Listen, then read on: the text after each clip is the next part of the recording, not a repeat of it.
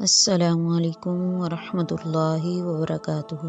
شروع کرتی ہوں اللہ رب العزت کے نام سے جو بڑا مہربان نہایت رحم والا ہے۔ عبد الرحمن بن زیاد یہ روایت نقل کرتے ہیں کہ حضرت موسیٰ علیہ السلام ایک مجلس میں تشریف فرما تھے کہ ابلیس ادھر آ نکلا۔ لمبا سا چوغا پہنے ہوئے تھا اور سر پر مختلف رنگوں کی ٹوپی تھی۔ قریب آیا تو چوغا اتار کر رکھ دیا اور آگے بڑھ کر سلام کیا۔ آپ نے پوچھا تو کون ہے؟ کہنے لگا کہ میں ابلیس ہوں۔ تو پوچھا گیا کہ کیوں آئے ہو؟ کہا سلام کرنے آیا ہوں کیونکہ آپ کا مقام اللہ رب العزت کے ہاں بہت بلند ہے۔ پوچھا یہ چوغا کیسا ہے؟ کہنے لگا اس سے بنی آدم کو فریب دیتا ہوں۔ فرمایا وہ کون سا گناہ ہے جس کے کرنے کے بعد بنی آدم پر غلبہ پا لیتا ہے؟ کہنے لگا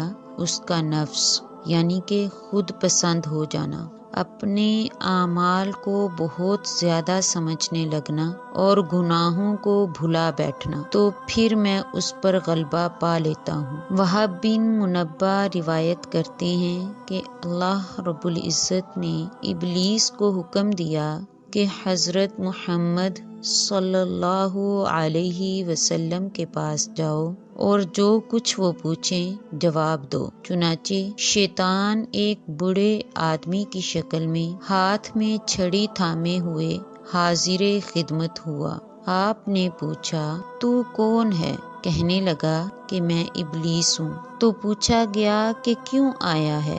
جواب دیا کہ اللہ رب العزت کا حکم ہے کہ خدمت میں حاضر ہو کر آپ جو بھی سوال پوچھیں میں اس کا جواب دوں۔ ان حضرت صلی اللہ علیہ وسلم نے پوچھا کہ اے ملعون، میری امت میں سے تیرے کتنے دشمن ہیں؟ کہنے لگا 15 ہیں۔ سب سے پہلے تو آپ ہیں، دوسرے نمبر پہ عادل امام، تیسرا تواضع کرنے والا غنی، چوتھا سچا تاجر، پانچواں خشوع والا عالم، چھٹا ہمدردی رکھنے والا مومن، ساتواں رحم دل مومن، آٹھواں وہ تائب جو اپنی توبہ پر پختہ یقین رکھے، نوواں حرام سے بچنے والا، 10واں وہ مومن جو طہارت سے رہنے کا عادی ہو، 11واں وہ مومن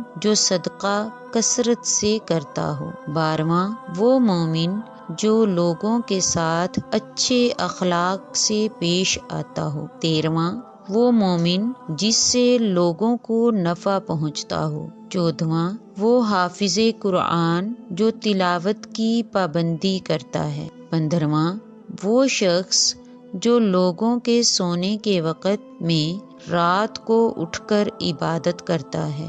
پھر حضور صلی اللہ علیہ وسلم نے پوچھا کہ میری امت میں سے تیرے دوست کون لوگ ہیں؟ کہنے لگا کہ 10 ہیں۔ نمبر 1 ظالم حکمران، دوسرا وہ غنی جو متکبر بھی ہو، تیسرا تاجر وہ جو خیانت کرنے والا ہو، چوتھا جو آدمی شراب پیتا ہے، پانچواں جو چغل خوری کرتا ہے، چھٹا زنا کرنے والا، ساتواں یتیم کا مال کھانے والا، آٹھواں نماز میں سستی کرنے والا، نواں زکوٰۃ نہ دینے والا، 10واں وہ شخص ہے جو لمبی لمبی امیدیں باندھتا ہے۔ یہ لوگ میرے ساتھی اور بھائی ہیں۔ ایک روایت میں ہے کہ بنی اسرائیل میں برسیسا نامی ایک عبادت گزار تھا، گرجا گھر میں رہتا تھا اور اس کی دعائیں قبول ہوتی تھیں۔ لوگ اس کے پاس مریض لاتے، یہ دعا کرتا، مریض بالکل ٹھیک ہو جاتا۔ ابلیس نے اپنے تمام شیطانوں کو جمع کیا، اللہ کی ان سب پر لعنت ہو، اور کہنے لگا کون ہے جو اس شخص کو فتنے میں ڈال دے؟ اس نے تو ہماری کمر توڑ رکھی ہے۔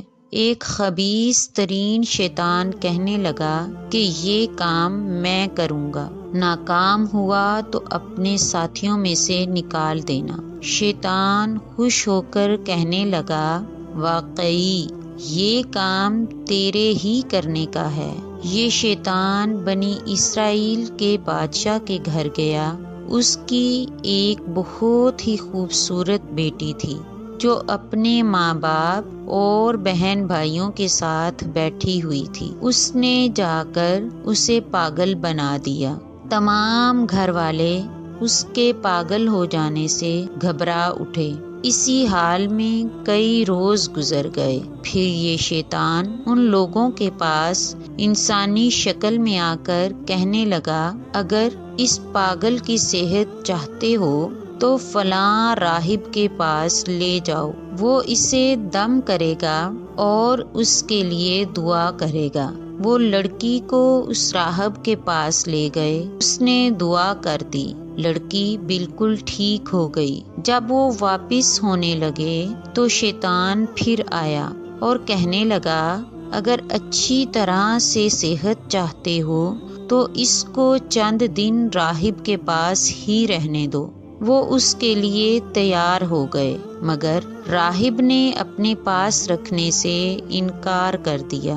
پھر وہ لوگ اصرار کر کے اس کے پاس ہی چھوڑ گئے۔ راہب دن بھر روزہ رکھتا اور رات کو عبادت میں گزارتا۔ ادھر شیطان اس لڑکی کو یوں تو کچھ نہ کہتا، لیکن جب راہب کھانا کھانے کو بیٹھتا تو اسے پاگل بنا دیتا۔ وہ اس حالت میں اس کا پردہ بھی کھول دیتا اور راہب ادھر سے منہ پھیر لیتا۔ کچھ عرصہ تک یہی سلسلہ چلتا رہا، یہاں تک کہ ایک دن راہب کی نظر اس کے چہرے اور جسم پر پڑ ہی گئی۔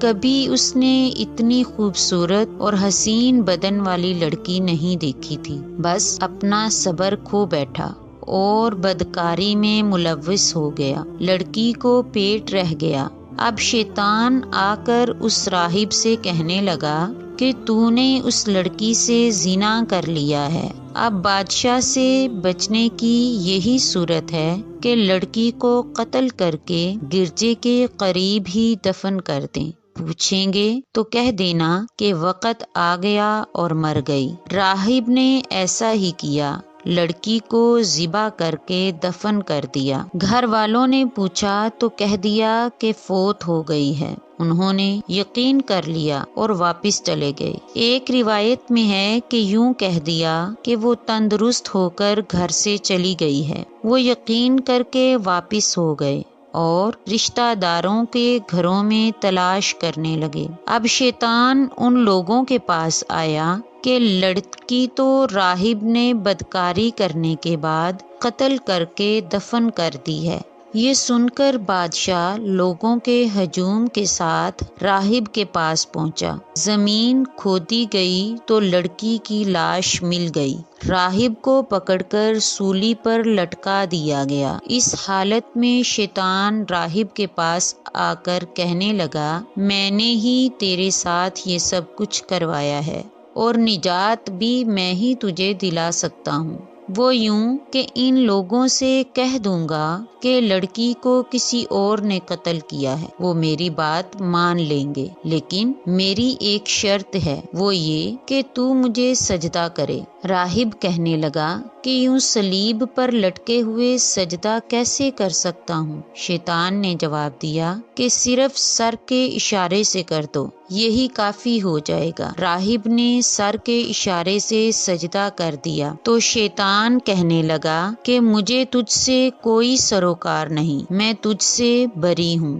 شیطان کی سی مثال ہے کہ انسان سے کہتا ہے تو کافر ہو جا، پھر جب وہ کافر ہو جاتا ہے تو کہہ دیتا ہے میرا تجھ سے کوئی واسطہ نہیں، میں تو رب العالمین سے ڈرتا ہوں۔ آخری انجام دونوں کا یہ ہوا کہ دونوں ہی دوزخ میں چلے گئے اور اس میں ہمیشہ رہنے والے ہیں، اور یہی ظالموں کی سزا ہے۔ حضرت عیسیٰ علیہ السلام سے روایت ہے کہ ہلاک ہونے والے پر تعجب نہیں کہ کیسے ہلاک ہو گیا، تعجب تو اس پر جو نجات پا گیا کہ اس نے نجات کیسے پائی۔ مطلب یہ ہے کہ جنت تکالیف سے گھری ہوئی ہے اور دوزخ خواہشات سے، اور ہر نفس میں ایک شیطان ہے جو اس میں وسوسے ڈالتا ہے، اور ایک فرشتہ ہے جو الہام کرتا ہے۔ شیطان برائی کو مزین کرتا ہے اور دھوکہ دیتا رہتا ہے، اور فرشتہ منع کرتا رہتا ہے۔ پھر نفس ان میں سے جس کے ساتھ چاہے وہی غالب آ جاتا ہے۔ اللہ رب العزت سے دعا ہے کہ وہ ہم سب کو شیطان سے اور اس کے وساوس سے محفوظ رکھے۔ السلام علیکم ورحمۃ اللہ وبرکاتہ۔